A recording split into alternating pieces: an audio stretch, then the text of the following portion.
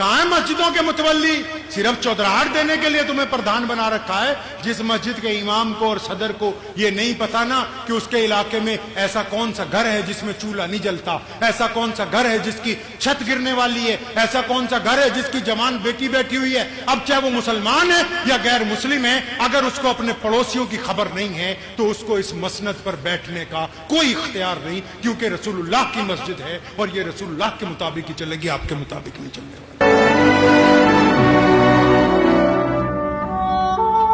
اب میری اس بات سے کچھ مولوی نہ ناراض ہو جانا. آپ نے سنا ہوگا رمضان میں بہت سے لوگ چندہ کرنے آتے ہیں. ہاں جی آتے ہیں نا، تو وہ اچھے لوگ ہیں، ان کو انکار نہیں کرنا چاہیے. لیکن رسول اللہ صلی اللہ علیہ وسلم نے کیا سنت اپنائی؟ انہوں نے ابو بکر صدیق رضی اللہ عنہ کو کہا کہ زکوٰۃ اکٹھی کر کے لاؤ. کہاں اکٹھی کر کے لانی ہے؟ مسجد میں. کہاں؟ مسجد میں. واٹس ایپ یونیورسٹی والے کہتے ہیں کہ 1930-40 میں جب تیل نکلا تو عرب امیر ہو گئے، لیکن اسلام کی تاریخ یہ کہتی ہے، یہ کرتبہ کی جامع مسجد جو اسپین میں بنی ہے، اندلس میں، یہ سلجوکیوں کے بڑے بڑے محل، یہ سلطنت عثمانیہ کی فلک شغاف عمارتیں، یہ پوری کائنات کے اندر بہترین مسلمانوں نے نظام، یہ تیل نکلنے کے بعد نہیں آیا.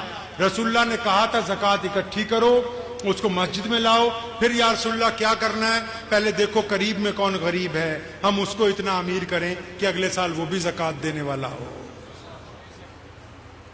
ہمارے ہاں کوئی غریب نہیں. 75 سال میں ہم ایسے زکوٰۃ بانٹ رہے ہیں کہ ہمارا غریب ہی ہے. عمر بن عبدالعزیز علیہ رحمہ، جن کو خلفۂ راشدین کا وارث کہتے ہیں، ان کے بارے میں لکھتے ہیں محدثین کہ ان کے دور میں یہ حالت ہو گئی تھی مسلمانوں کی کہ زکوٰۃ کے جواہرات کھچروں پہ لاد کے کبھی یمن بھیجتے تھے، کبھی افریقہ بھیجتے تھے، کبھی اسپین بھیجتے تھے، واپس آ جاتے تھے. یا امیر المومنین کوئی غریب ہے نہیں، کس کو دیں؟ آپ کیسے زکوٰۃ بانٹتے ہو؟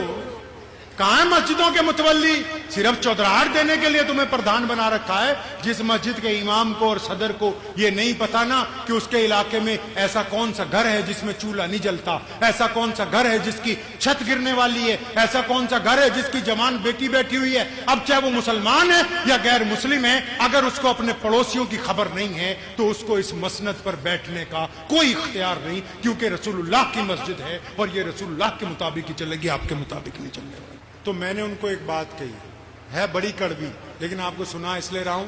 اللہ نے چاہا دلوں کا زنگ اترے گا، اللہ نے چاہا کچھ تبدیلی آئے گی. تو میں نے انہیں کہا یار میں تو ابھی اتنا بڑا مولوی نہیں کہ تمہیں کچھ بتا دوں. ایک سوال تم سے کرنا، تم بتا دو گے اس کا جواب؟ تو آپ کو تو بتائیے، یہاں سارے ایک سے ایک ہے.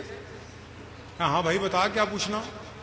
میں کہا یہ بتاؤ، یہ جو استنجا خانے میں بیڑیوں کے ٹکڑے پڑے ہوئے ہیں، یا کیا کسی حکومت نے کہا کہ مسجد میں آ کے بیڑی پیا کرو؟ یہ کسی نے کہا کہ مسجد میں آ کے پان تھوکو؟ غلطیاں ہماری، کوستے دوسروں کو. کسی اور نے کہا کہ مسجد میں صفائی نہ کرو؟ کس نے یہ حالت کی؟ ہم خود ہیں نا. تو جو لوگ کہتے نا آپ میں یار میں تو جو کہتا ہوں، ہمارے ایم ایل سی صاحب کے پاس تو ایسے 2-4 روز آ جاتے ہیں، اجی بھائی جان میں تو منہ پہ ہی کہہ دوں، تمہیں پتہ ہی ہے جی. جو بندہ یہ بات کہتا ہے اس سے بڑا بے ایمان کوئی نہیں. وَيْلٌ لِّكُلِّ ہُمَزَةٍ لُمَزَةٍ، اللہ فرماتے ویل اور تباہی ہے ان کے لیے جو دوسروں کے عیب تلاش کرتے ہیں پھر ان کو آگے سپلائی کرتا ہے.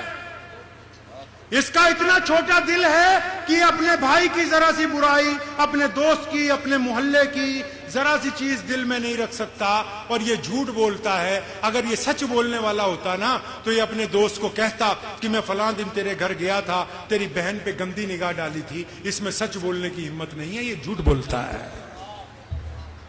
یہ سچ بولنے والا ہوتا تو کہہ دیتا میں نے اپنی سکی بہن کی زمین مار رکھی ہے، میں اپنے باپ کو گالی دیتا ہوں، میں نے ٹھگی ماری 50,000 فلاں سے. یہ کیونکہ اپنی سچی باتیں چھپاتا ہے، دوسروں کی لگاتا ہے، اس کا مطلب یہ بے ایمان ہے، یہ نیک آدمی نہیں ہے. پہلے تبدیلی اپنے اندر لانی ہے، لائیں گے انشاءاللہ. غیبت سے توبہ. اگر ماں باپ نہیں راضی